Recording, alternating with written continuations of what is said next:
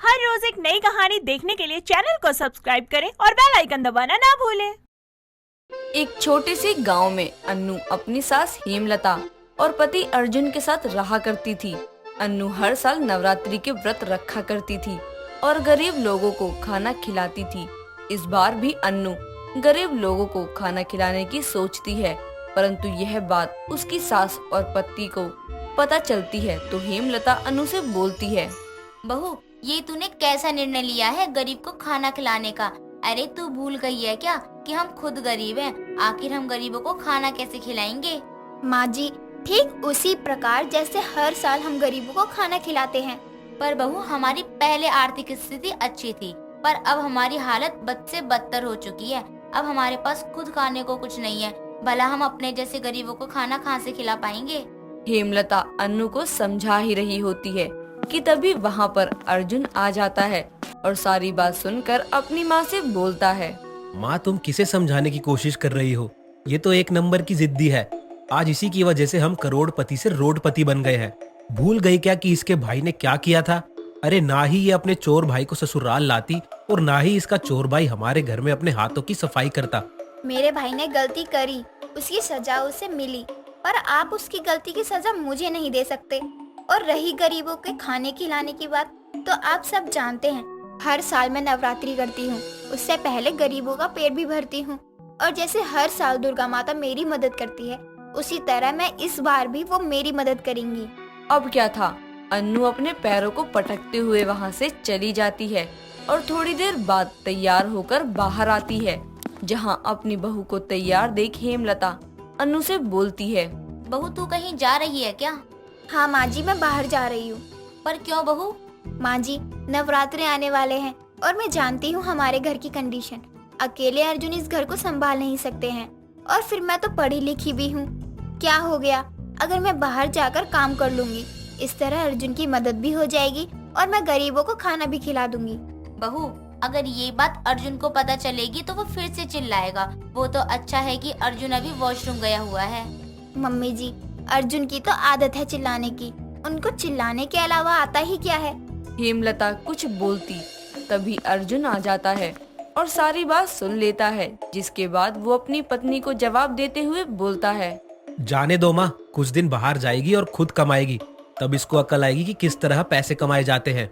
अन्नू अपने पति का जवाब नहीं देती है और वहाँ से काम की तलाश में निकल जाती है।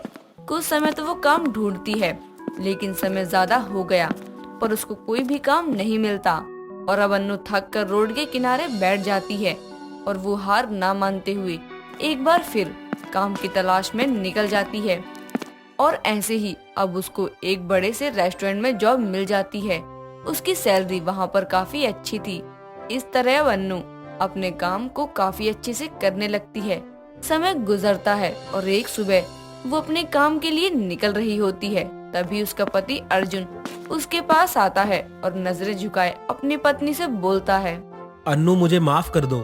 माफ कर दूं? पर क्यों अर्जुन जी? तुम इतनी काबिल लड़की थी, लेकिन मैंने तुम्हारी काबिलियत पर हमेशा सवाल उठाए हैं। हो सके तो मुझे माफ कर दो अन्नू। अरे कोई बात नहीं अर्जुन जी, वैसे ही कुछ समय के बाद नवरात्रि शुरू हो जाएगी, इसलिए मैं थोड़ी ज्यादा मेहनत करूंगी ताकि अपने घर के साथ साथ मैं गरीबों का भी पेट पाल सकूं। अरे यार, मुझे ना बस इसलिए तुम पर गुस्सा आता है, समझी? अरे यार, तुम समझने के लिए तैयार क्यों नहीं हो? अन्नू, अभी हमारे खुद खाने को लाले पड़ रहे हैं और एक तुम हो कि अपनी जिद छोड़ ही नहीं रही हो। अब तुम बताओ, क्या मैंने कभी तुम्हें किसी चीज के लिए मना किया है? नहीं ना? बस अर्जुन, बहुत हो गया। तुम देखना, मैं अपने घर के हालात को बदल कर रहूंगी, और देखना, जिन गरीबों से तुम नफरत करते हो, एक दिन तुम खुद उनको खिलाओगे, क्योंकि अर्जुन, गरीबों की दुआओं में बहुत ही ताकत होती है। यार, तुमसे मैं बहस नहीं कर सकता, माफ कर दो मुझे तुम। इस तरह दिन बीतते हैं और अन्नू अपने काम पर ज्यादा से ज्यादा समय देने लगती है। अन्नू अब ना तो अपने घर को समय दे रही थी और ना ही अपने पति को, लेकिन अब मुसीबतों का पहाड़ आता है अर्जुन पर, क्योंकि उसकी जॉब छूट जाती है। और जिस दिन अर्जुन की जॉब छूटती है उसी रात अन्नू को घर आने में देरी हो जाती है। रात के 11 बजे अन्नू घर आती है, जिसे देखकर अर्जुन का पारा हाई हो जाता है और वो गुस्से में अन्नू से बोलता है, आज मैं तुझे छोड़ूंगा नहीं। अरे कहाँ मर गई थी तू? ऐसा कौन सा काम है जो रात 11 बजे करना पड़े? मैं मर्द हूँ, मेरी छुट्टी हो जाती है रात 8 बजे। तो तू कहाँ थी? आज रेस्टोरेंट में काफी भीड़ थी अर्जुन, इसलिए मुझे आने में देरी हो गई। तुम इतना रिएक्ट क्यों कर रहे हो?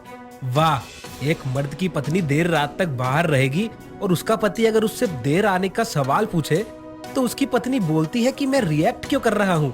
अरे तुझे कुछ पता भी है घर में क्या चल रहा है क्या नहीं? क्या चल रहा है? घर को अच्छे से संभाल तो रखा है मैंने।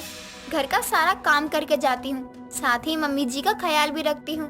अगर मैं किसी को समय नहीं दे रही तो वो है आप, क्योंकि आप मुझे समझना नहीं चाहते हैं, इसलिए मैं आपको कुछ नहीं बोलती हूँ।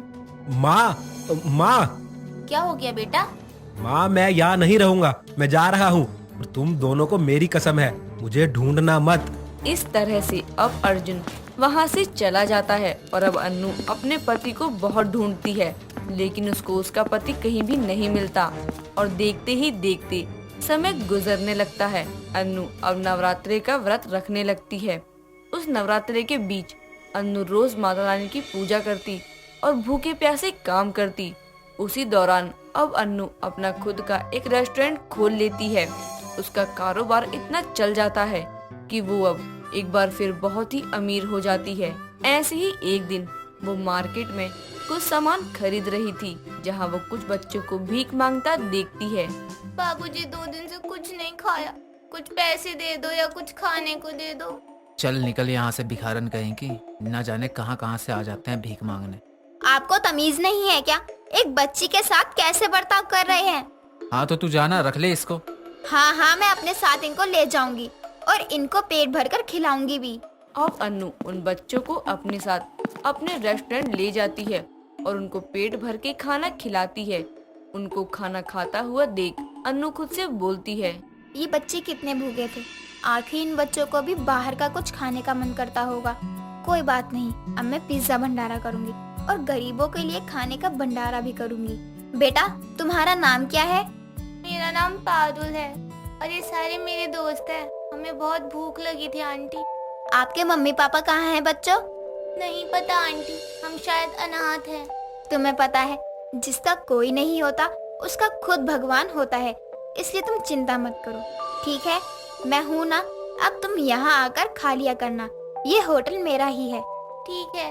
इस तरह से अब वो उसको खिलाकर उसको अनाथालय भेज देती है और गरीबों के लिए पिज्जा भंडारा करती है।